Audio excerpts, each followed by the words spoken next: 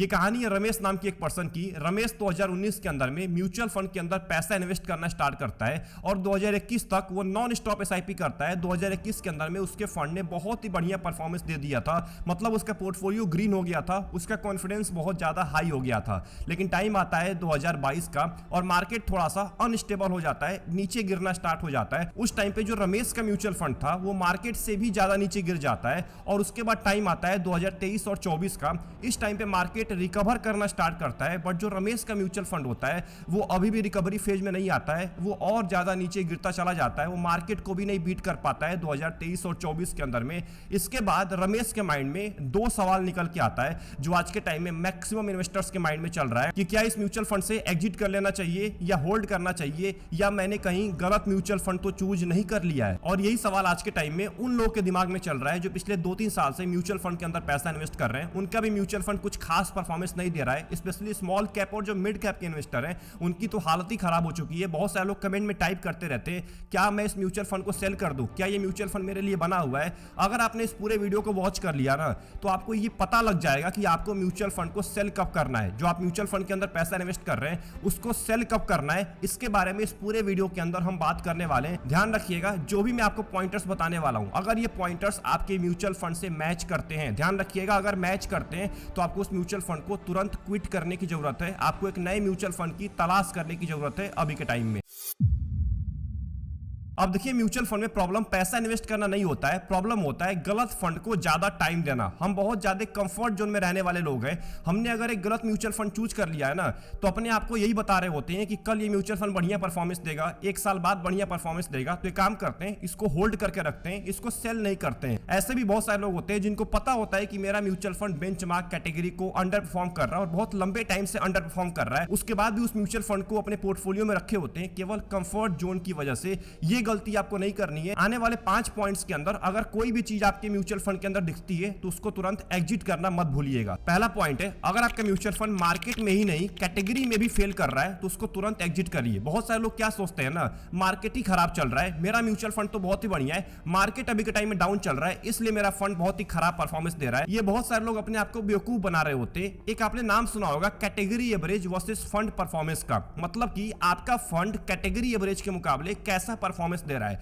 अब category average का मतलब समझ लेते हैं। कैटेगरी एवरेज का सिंपल मतलब होता है, मान के चलते हैं फ्लेक्सी कैप का म्यूचुअल फंड है, जितने भी फ्लेक्सी कैप के म्यूचुअल फंड है सब एक कैटेगरी के अंदर आ रहे हैं, एक फ्लेक्सी कैप कैटेगरी के अंदर सारे म्यूचुअल फंड आ रहे हैं। तो क्या आपका म्यूचुअल फंड बाकी जो कैटेगरी के म्यूचुअल फंड है उनको बीट कर रहा है? अगर सेम कैटेगरी के 70 से लेके 80% म्यूचुअल फंड बेटर परफॉर्म कर रहे हैं बट उसके बावजूद भी आपका म्यूचुअल फंड 2-3 साल से अंडर परफॉर्म कर रहा है, सबसे नीचे बैठा हुआ है, एकदम बॉटम में बैठा हुआ है, पूरे म्यूचुअल फंड कैटेगरी में सबसे नीचे बैठा हुआ है। मार्केट ऊपर जाता है तो बढ़िया परफॉर्मेंस नहीं देता है, मार्केट नीचे गिरता है तो मार्केट से भी ज्यादा नीचे गिर जाता है, तो आपको उस म्यूचुअल फंड को बदलने की जरूरत है। क्योंकि आप यहां पे म्यूचुअल फंड के अंदर पैसा नहीं इन्वेस्ट कर रहे हैं, आप उस म्यूचुअल फंड को झेल रहे हैं। एक अच्छा म्यूचुअल फंड हर मार्केट में एवरेज से बेटर परफॉर्म करता है, केवल बुल मार्केट में नहीं करता है, वो बेयर मार्केट में भी एवरेज से बढ़िया परफॉर्मेंस दे रहा होता है। दूसरा पॉइंट है अगर आपका म्यूचुअल फंड अपना इन्वेस्टमेंट स्टाइल चेंज कर चुका है तो उसको जरूर पोर्टफोलियो से बाहर निकालिए। मान के चलते हैं आप लार्ज कैप म्यूचुअल फंड के अंदर पैसा इन्वेस्ट कर रहे हैं और आपने ये सोच के पैसा इन्वेस्ट किया था कि मेरे को यहां से स्टेबिलिटी मिलेगी, जब मार्केट नीचे गिरेगा तो ये म्यूचुअल फंड मेरे पोर्टफोलियो को बचा के रखेगा। बट अब क्या हो गया है कि आपका लार्ज कैप फंड धीरे धीरे मिड कैप और स्मॉल कैप में एलोकेशन बढ़ाना स्टार्ट कर दिया है, जिससे रिस्क ज्यादा बढ़ना स्टार्ट हो चुका है, आपके पोर्टफोलियो का रिस्क दोबारा बढ़ना स्टार्ट हो चुका है। अब आपका पोर्टफोलियो ज्यादा नीचे गिर रहा है जब मार्केट नीचे गिर रहा है। इसको हम सिंपल भाषा में बोलते हैं स्टाइल ड्रिफ्ट, मतलब कि आप जिस चीज के लिए पैसा इन्वेस्ट कर रहे थे अपने म्यूचुअल फंड में अब वो फंड रहा ही नहीं है, अब वो फंड बदल चुका है। आप अगर रिस्की म्यूचुअल फंड के अंदर पैसा इन्वेस्ट कर रहे थे बट अब वो लार्ज कैप के अंदर ज्यादा पैसा इन्वेस्ट कर रहा है, इसका मतलब उसने अपने इन्वेस्टमेंट स्टाइल को चेंज कर दिया है। जिसके लिए आपने 3 साल 4 साल पहले पैसा इन्वेस्ट किया था अब वो म्यूचुअल फंड वैसा नहीं रह गया है। इसका मतलब अब आपको रिटर्न उतना बढ़िया नहीं मिलने वाला है जितना पहले मिला करता था। या तो आपको उसके साथ चलना पड़ेगा, अगर आपको उस फंड को फाउंडेशन की तरह लेके चलना है पोर्टफोलियो में तो आप लेके चल सकते हैं, या तो आप उसको बदलने के बारे में सोच सकते हैं, क्योंकि एक साइलेंट रिस्क होता है। बहुत सारे इन्वेस्टर इसको कभी देख ही नहीं पाते हैं बट ये धीरे धीरे आपके रिटर्न को खा जाता है। तीसरा और इंपॉर्टेंट पॉइंट है, अगर आपके म्यूचुअल फंड का फंड मैनेजर चेंज हो गया है जिसके वजह से परफॉर्मेंस डाउन हो रहा है, तो यहाँ पे फंड को चेंज करने की बहुत ज्यादा जरूरत हो जाती है, क्योंकि म्यूचुअल फंड कोई एक मशीन नहीं होता है। म्यूचुअल फंड के अंदर एक इंसान बैठा होता है जो उस म्यूचुअल फंड को मैनेज कर रहा होता है, आपके पैसे को इन्वेस्ट कर रहा होता है स्टॉक्स के अंदर में। अगर आपके म्यूचुअल फंड के अंदर कोई ऐसा फंड मैनेजर है जो बहुत पहले से मैनेज कर रहा है उस फंड को, मतलब जब वो फंड स्टार्ट हुआ था तब से उस फंड को मैनेज कर रहा है, बट अभी के टाइम में वो निकल गया है, एक नया फंड मैनेजर आ चुका है उस फंड के अंदर और स्ट्रेटेजी को चेंज कर दिया है, वो अलग तरीके से पैसा इन्वेस्ट कर रहा है, और उसके वजह से अगर आपके फंड का रिटर्न पूरी तरीके से अनस्टेबल हो चुका है, तो ध्यान रखिएगा यहाँ पे फंड चेंज करने की जरूरत हो सकती है, क्योंकि आपके पोर्टफोलियो के लिए डेंजरस साबित हो सकता है आने वाले टाइम में। अब जो मैं आपको आखिरी 2 पॉइंट बताने वाला हूं वो आपके लिए सबसे इंपॉर्टेंट है। बहुत सारे यूट्यूबर्स इसके बारे में बात ही नहीं करना चाहते हैं, बट उससे पहले मैं आपको कुछ इंपॉर्टेंट चीजें देना चाहता हूं। बहुत सारे ऐसे लोग होते हैं जो अपने पोर्टफोलियो को ट्रैक कर ही नहीं पाते हैं, उनके अंदर गलतियां निकाल ही नहीं पाते, उनको कभी पता ही नहीं चल पाता है कि मेरे म्यूचुअल फंड के अंदर क्या गलती है, कितना रिस्क है, मेरे पोर्टफोलियो में ओवरलैपिंग परसेंटेज क्या है, मेरे पोर्टफोलियो में आखिर में कितने सेम स्टॉक्स हैं पोर्टफोलियो के अंदर, उनको कभी आइडिया लग ही नहीं पाता है। तो मैं आपके सामने एक इंपॉर्टेंट फीचर को लेकर आने वाला हूं जिसको आप यूज करके सिंपल, बहुत कुछ नहीं करना है, इसको सिंपल यूज करके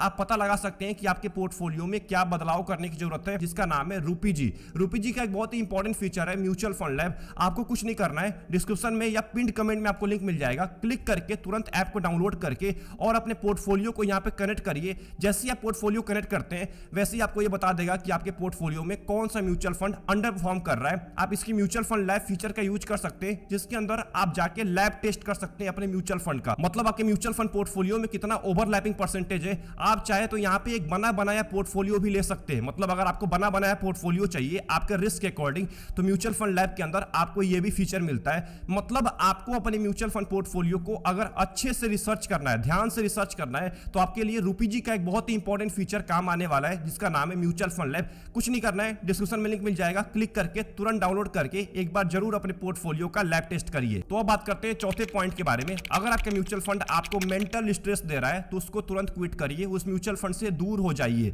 ये मैक्सिमम यूट्यूबर्स आपको नहीं बता रहे होते हैं, सभी लोग केवल एक ही बात बोल रहे हैं, पैसा इन्वेस्ट करो म्यूचुअल फंड के अंदर, इन्वेस्ट करते रहो, लंबे टाइम में तो आप गोल तक पहुंच ही जाओगे। बट ये चीज बताना लोग भूल जाते हैं कि एक बेस्ट इन्वेस्टमेंट वो होता है जो आपको रात को सोने दे। अगर आप रात को सोने जा रहे हैं और बैठ के आप यही सोच रहे हैं कि यार मेरा पोर्टफोलियो इतना नीचे गिर चुका है, अब क्या करूं, मेरा पैसा रिकवर होगा कि नहीं होगा, प्लीज आप उसी टाइम म्यूचुअल फंड को चेंज करिए और एक ऐसे म्यूचुअल फंड के अंदर पैसा इन्वेस्ट करिए जो आपको पैनिक ना होने दे, आपके रिस्क के अकॉर्डिंग हो। हम क्या करते हैं ना, फोमो में आके एक ऐसे म्यूचुअल फंड के अंदर पैसा इन्वेस्ट कर लेते हैं जो कभी हमारे लिए बना ही नहीं हुआ था।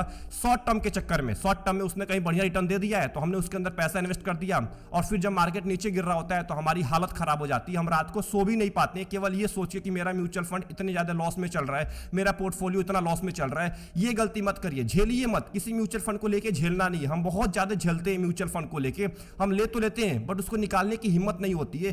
तुरंत क्विट करिए उस म्यूचुअल फंड से और एक ऐसे म्यूचुअल फंड के अंदर पैसा इन्वेस्ट करिए जो आपके रिस्क के अकॉर्डिंग बना हुआ है, जो आपको रात को अच्छे से सोने दे। एंड जो आखिरी पॉइंट है जो कि सबसे इंपॉर्टेंट है और ये बहुत ही कॉमन मिस्टेक होता है, आपका गोल बहुत ज्यादा नजदीक है बट फंड अभी भी बहुत ज्यादा एग्रेसिव है। इस टाइम पे आपको फंड से पैसा निकालना स्टार्ट कर देना चाहिए। मान के चलते हैं आपका गोल केवल 1-2 साल दूर है, केवल 1-2 साल दूर है, आपने 10 साल तक पैसा इन्वेस्ट किया और गोल आपका 1-2 साल बचा हुआ है, तो उस टाइम पे अगर आपका म्यूचुअल फंड फुल्ली इक्विटी के अंदर पैसा इन्वेस्ट कर रहा है तो ध्यान रखिएगा यहां पे रिस्क के साथ आप गैम्बल कर रहे हैं, अपने पैर के ऊपर आप कुल्हाड़ी मारने वाले हैं, क्योंकि आखिरी 1-2 साल के अंदर में अगर मार्केट क्रैश हो जाता है, मान के चलते अगर मार्केट क्रैश हो गया तो आपकी पूरी 10 साल की मेहनत बर्बाद हो जाती है उस 1-2 साल के टाइम पीरियड में। तो अगर आपका गोल 1-2 साल दूर है, उस टाइम पे फंड से पैसा निकालना स्टार्ट कर देना है, इक्विटी से पैसा निकाल के डेट मार्केट में ट्रांसफर करना स्टार्ट कर दीजिए। और जो SWP का फीचर होता है वो इससे बेहतर काम नहीं आने वाला है जब गोल कंप्लीट होने वाला हो। धीरे धीरे पैसा ट्रांसफर करना स्टार्ट कर दीजिए डेट मार्केट के अंदर में,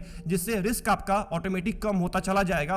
अगर आखिरी 1-2 साल के अंदर में मार्केट नीचे भी गिरता है तो आपके पोर्टफोलियो पे कोई इंपैक्ट, आपके कॉर्पस पे कोई इंपैक्ट नहीं पड़ने वाला है। तो इस पॉइंट को जरूर ध्यान दीजिएगा। अगर आप किसी भी टाइप के इन्वेस्टर हैं और आपका गोल कंप्लीट हो जाए तो ये काम करना मत भूलिएगा अगर आप इक्विटी मार्केट के अंदर पैसा इन्वेस्ट कर रहे हैं। तो ये थे कुछ इंपॉर्टेंट 5 पॉइंटर्स जो आपको अपने म्यूचुअल फंड के अंदर जरूर ध्यान देना है। अगर इन 5 पॉइंटर्स में से कोई भी पॉइंटर्स आपके म्यूचुअल फंड के अंदर मिलता है तो एक बार जरूर आपको सोचने की जरूरत है, रीथिंक करने की जरूरत है। बट अब मैं जो आपको गलती बताने वाला हूं ना, वो सबसे बड़ी गलती है और ये लगभग सभी लोग कर रहे होते हैं। हम क्या सोचते हैं ना, लॉस में एग्जिट करना बहुत बड़ा पाप होता है, अगर हम लॉस में एग्जिट करेंगे तो मेरा बहुत ज्यादा नुकसान हो जाएगा, या बहुत सारे लोग लोग ये सोच रहे होते हैं कि ये काम करते हैं, लॉस तो हो ही गया है तो कॉस्ट पे आने देते हैं, मतलब कि एक बार फिर से उतने अमाउंट पे आने देते हैं जितना मैंने पैसा इन्वेस्ट किया है। मतलब अगर आपने 10,000 रुपए इन्वेस्ट किया है और लॉस होके वो 8,000 रुपए हो चुका है, तो लोग क्या सोचते हैं ना, एक बार दोबारा 10,000 पे आने देते हैं, उसके बाद हम इस म्यूचुअल फंड को सेल कर देंगे। और इसी वेट करने के चक्कर में उनका पहले 2,000 का लॉस था, अब उनका बढ़ के 4,000 का लॉस हो चुका है। देखिए, स्टॉक मार्केट को आपके कॉस्ट से, आपके एवरेजिंग से कोई लेना देना नहीं होता है। मार्केट आपको नहीं जानता है, आप कौन है, आप कितना पैसा इन्वेस्ट कर रहे हैं। मार्केट अपने हिसाब से बिहेव करेगा। तो अपने पास्ट की गलतियों को जस्टिफाई करना बंद करिए और फ्यूचर में पैसा इन्वेस्ट करिए। फ्यूचर में आपको पैसा इन्वेस्ट करना होता है, पास्ट की गलतियों को जस्टिफाई नहीं करना होता है। और हमेशा हम इन्वेस्टिंग के अंदर, म्यूचुअल फंड के अंदर या स्टॉक मार्केट इन्वेस्टिंग के अंदर पास्ट की गलतियों को जस्टिफाई कर रहे होते हैं कि अरे इतना लॉस हो चुका है तो एक काम करते हैं, थोड़ी देर और वेट कर लेते हैं ना, जब कॉस्ट पे आ जाएगा तो दोबारा मैं पैसा निकाल लूंगा। ये गलती नहीं करनी है। अगर गलत म्यूचुअल फंड है, आपको गलत दिख रहा है, तो पैसा निकालिए। आप कितने भी लॉस में हो, अगर आप पैसा नहीं निकालेंगे तो हो सकता है आप और ज्यादा लॉस में चले जाएं, फिर रिकवर करना बहुत ज्यादा मुश्किल हो जाता है। तो आई होप आपको ये पूरी वीडियो पसंद आई होगी। ध्यान रखिएगा, स्मार्ट इन्वेस्टर एग्जिट नहीं करता है, एग्जिट करके रिप्लेस करता है। रिप्लेस करना सीखिए, एग्जिट करना मत सीखिएगा। लोग क्या करते हैं, एग्जिट करके म्यूचुअल फंड में दोबारा पैसा नहीं इन्वेस्ट करते हैं। एग्जिट मत करिए, रिप्लेस करिए, इसको ध्यान देके चलना है। आई होप आपको वीडियो पसंद आई होगी। वीडियो पसंद आई, वीडियो को लाइक कर दीजिएगा एंड चैनल को जरूर सब्सक्राइब कर लीजिएगा। ऐसी इंपॉर्टेंट वीडियोज आपके लिए रेगुलर बेसिस पे आती रहती हैं। बहुत सारे लोग सब्सक्राइब करना भूल जाते हैं, सब्सक्राइब करना मत भूलिएगा। मिलते हैं नेक्स्ट वीडियो के अंदर। अपना ध्यान रखिए। कमेंट में टाइप करके आप ये बताइए कि आपके अंदर कौन सी गलती पाई गई है इस पूरे के पूरे 5 पॉइंटर्स में से, ये भी बताना मत भूलिएगा। ध्यान रखिए। Best of luck, take care.